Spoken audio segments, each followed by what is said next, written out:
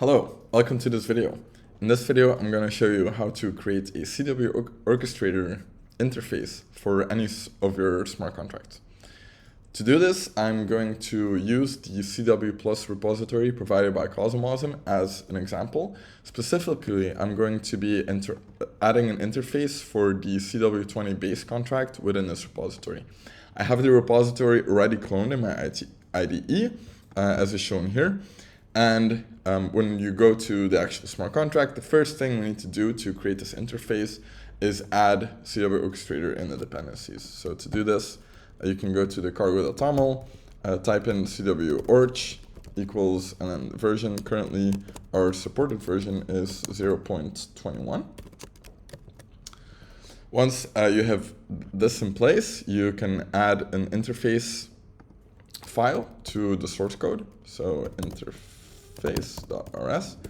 and then we add this interface file in the lib so that it is included in our package. Amazing. So the whole point of this interface struct that we're going to be creating is to provide a unified endpoint to interact with your smart contract in any environment that cw-orchestrator supports. So to do this, you can import the interface macro from cw-orchestrator. And you're also going to need the messages that define the API of your smart contract, which in this case are defined in the message module. So we're going to use the instantiate message, execute message, query message, as well as a migrate message. Once we have this, we can actually create the interface. To do this, we just create a struct that we're going to call the CW20 base interface.